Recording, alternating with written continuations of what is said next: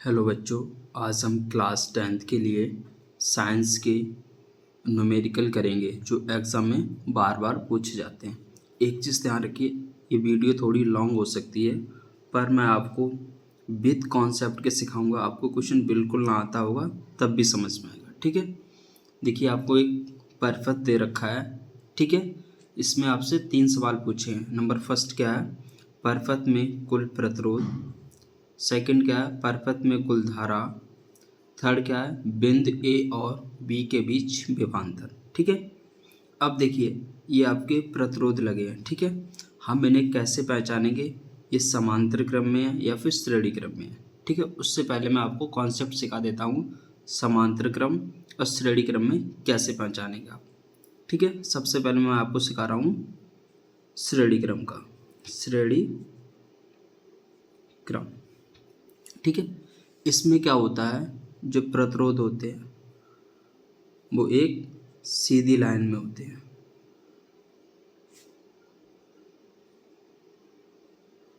ठीक है। अगर आपसे कहा जाएगा ये किस क्रम में है, एक ही लाइन में है, तो कौन सा क्रम बताएंगे आप, श्रेणी क्रम।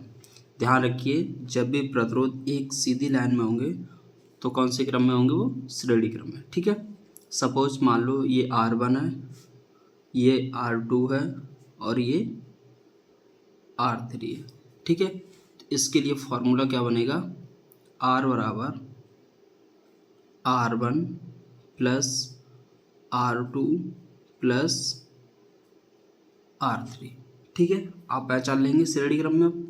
अब देखिए, मैं आपको बता रहा हूँ समांतर क्रम में, समांतर क्रम, ठीक है। इसमें क्या होता है, जो प्रतिरोध होते हैं आमने सामने लगे होते हैं,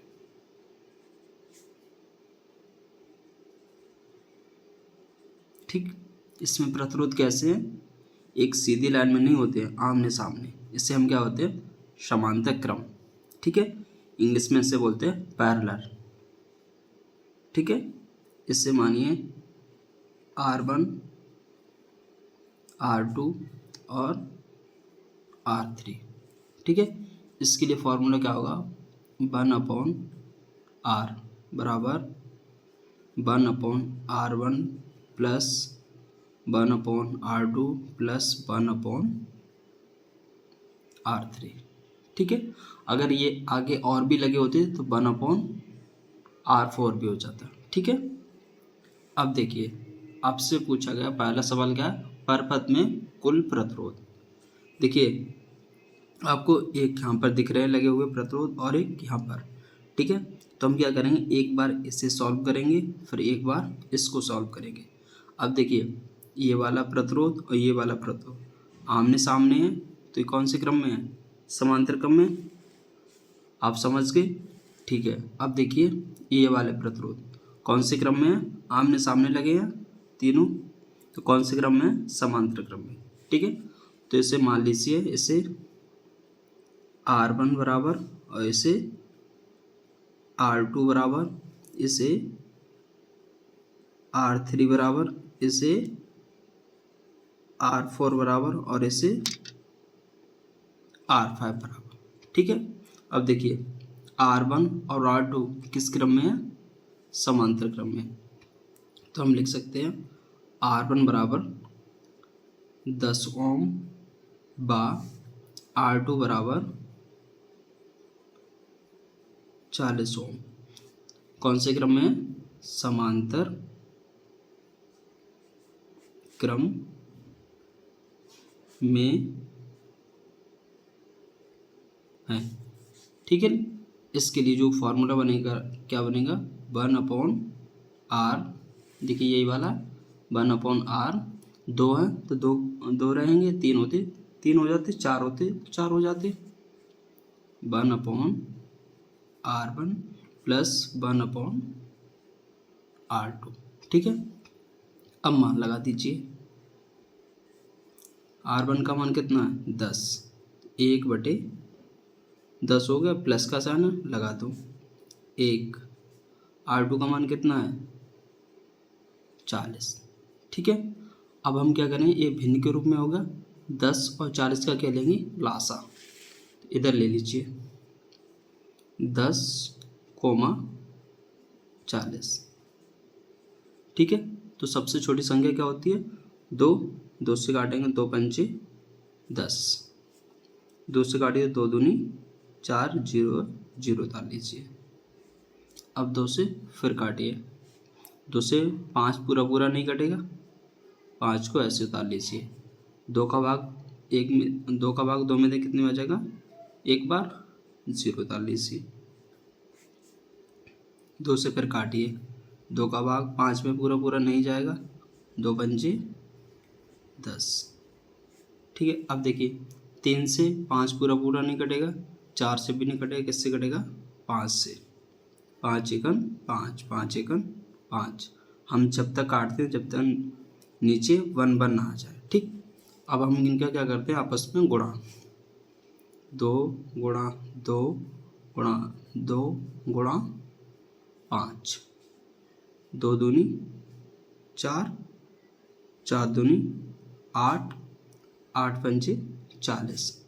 इनका जो लासा आया कितना आया, 40। ठीक, अब हम क्या करेंगे, बटे लिख के 40 को नीचे लिखेंगे, बराबर का निशान लगा देंगे। अब क्या करेंगे, इसका जो हर है, ऊपर वाला अंश होता है, नीचे वाला हर है, हर का इसमें भाग देंगे। 10 चौक 40, 4 बार गया, ऊपर गुणा करते हैं, एक है, एक में 4 का गुणा कर दिया, प्लस का साइन है मैंने लगा दिया। 40 का भाग 40 पे देंगे कितने में आ जाएगा, एक बार, 40 एकम 40, एक बार गया, एक का एक में गुणा कर देंगे, 1/r। ठीक है, अब 4 एकम 4 और एक का गुणा एक में होगा तो एक ही आएगा, बटे 40, 1/r, 1/r, 4 और 1 5 बटे 40। ठीक है, अब देखिए काटिए, 5 एकम 5, 5 अट्ठे 40, तो 1/r बराबर 1/8। क्रॉस मल्टीप्लाई कर दीजिए।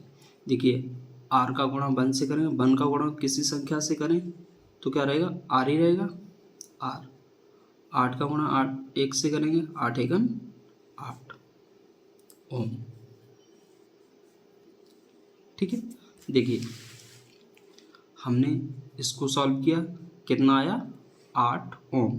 तो लिख दीजिए यहाँ r बराबर 8 ओम। ध्यान रखिए ये इन दोनों को सॉल्व करने के बाद आया। ठीक है, अब देखिए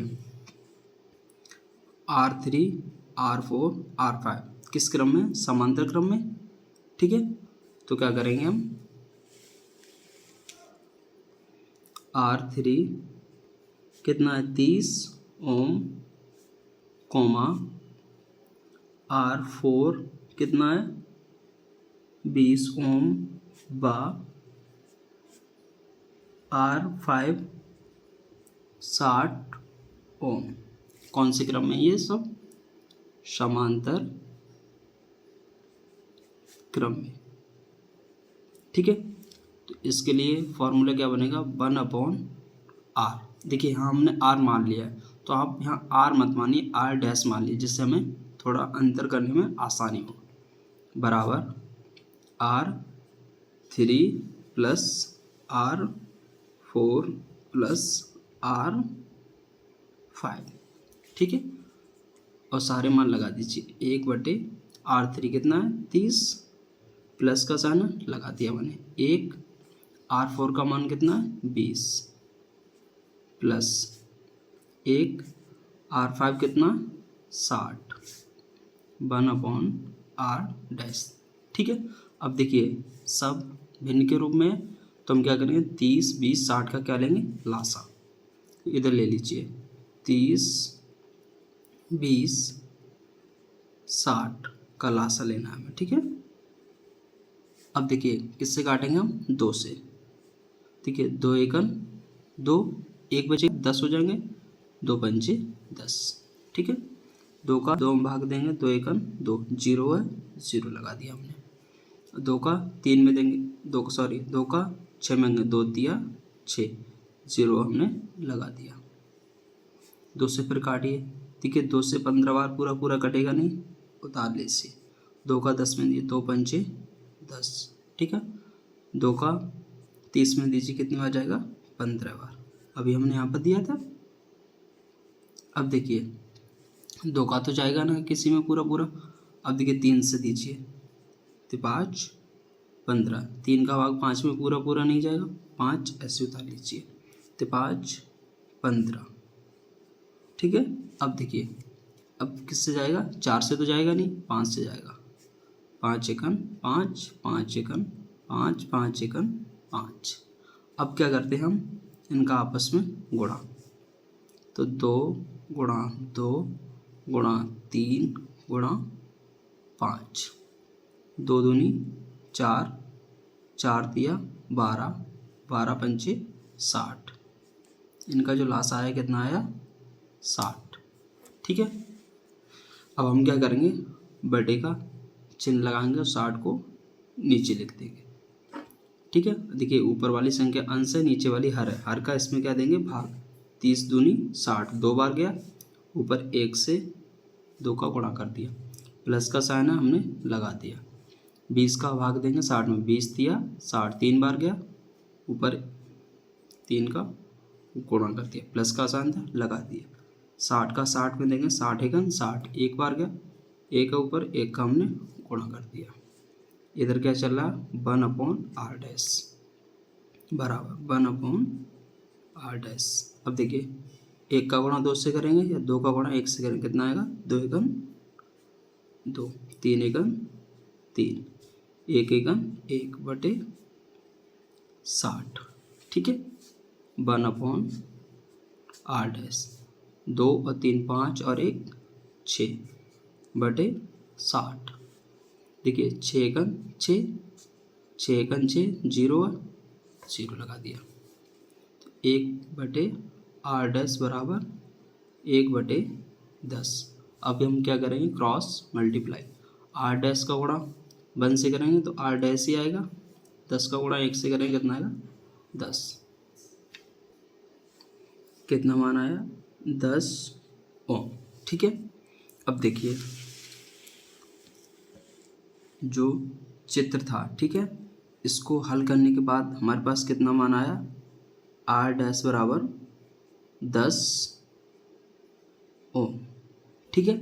अब देखिए इसको और इसको हमने सॉल्व किया था, तो दोनों को मिलाकर कितना आया था? 8, और इन तीनों को सॉल्व किया तो कितना आया था? 10, ठीक है। अब देखिए तीनों मिलकर एक लाइन में आ जाएंगे, ये भी तीनों मिलकर एक लाइन में और एक सीधी लाइन में लग जाएंगे, तो ठीक है। अब समझ लेंगे। अब सीधी लाइन में आ गए तो ये और ये किस क्रम में आ गए?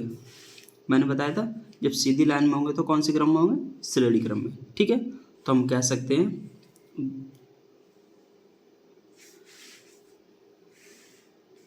R बराबर 8 ओम, ठीक है, बा, और जो हमने इसको सॉल्व किया था R डैश 10 ओम आया था, R डैश बराबर 10 ओम किस क्रम में है?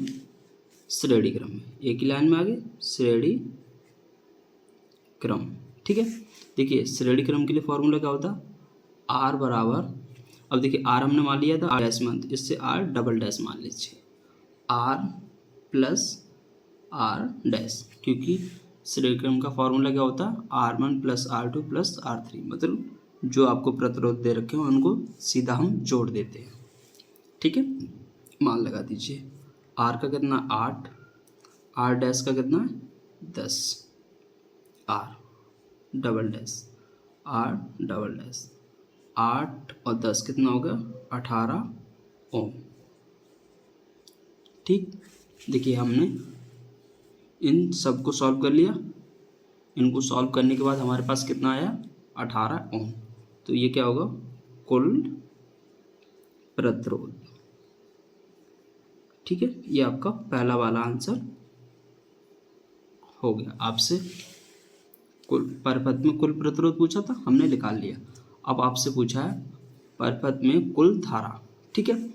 आपको देखिए 18 वोल्ट आपको दे रखा है, B बराबर ठीक है। अब देखिए हम परिपथ में निकाल रहे हैं कुल धारा। सेकंड आंसर, परिपथ में कुल धारा। ठीक है, देखिए ओम के नियम से एक फॉर्मूला होता है R बराबर V/I। ठीक है, अब देखिए परिपथ में कुल धारा पूछिए तो हमें कुल प्रतिरोध लगाना पड़ेगा, और कुल प्रतिरोध कितना आया था हमारे पास 18। ठीक है, तो R बराबर यहाँ पे क्या लगाएंगे 18। ठीक है, अब देखिए आपको 18 वोल्ट दे रखा है V बराबर।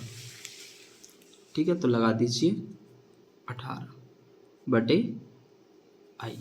ठीक है, I का गुणा 18 से हो जाएगा, 18 इंटू I बराबर 18। I बराबर हम निकालेंगे 18 इधर है ही, और ये गुणा में इस केस में आएगा भाग में, तो 18 एकम 18, तो I बराबर कितना आ जाएगा 1 एम्पियर। ये क्या होगा आपका दूसरा आंसर। अब देखिए आपको तीसरा आंसर क्या पूछा है, बिंदुओं A और B के बीच विभवांतर। अब देखिए परिपथ में बिंदु A और B कहाँ पर दे रखे हैं, बिंदु A और B। ठीक है, ये यहाँ पर दे रखे हैं, जब इन्हीं के बीच विभवांतर पूछा हमसे। ठीक है, अब देखिए जो 10 और 40 को सॉल्व करने के बाद हमारे पास कितना आया था 8, इन दोनों को हमने सॉल्व कर दिया। अगर आपसे पूछा जाएगा बिंदु A और B के बीच कुल प्रतिरोध कितना, 8, तो आपको 8 लेना होगा। आपसे बिंदु A और B के बीच विभवांतर पूछा है, तो आपको बिंदु A और B के बीच जो प्रतिरोध है वही लेना है। दोनों को सॉल्व करने के बाद आया कितना 8। ठीक है, तो हम तीसरा लगा रहे हैं। देखिए R बराबर फॉर्मूला क्या होता है V/I। ठीक है, आपसे विभवांतर पूछा गया है, अब आपको I, देखिए I कौन सी लगाएंगे आप, जो परिपथ में पूरे परिपथ में 1 एम्पियर बह रही है, तो आप यहाँ पर यही लगाएंगे। ठीक है, R कितना लगाएंगे आप यहाँ पर 8, क्योंकि इन दोनों को सॉल्व करने के बाद कितना आया था 8, तो 8 बराबर B हमें निकालना है, I कितना है 1। ठीक है, 1 का गुणा 8 से करेंगे कितना आएगा 8 ही, तो B बराबर 8 वोल्ट। ये आपका तीसरा आंसर होगा।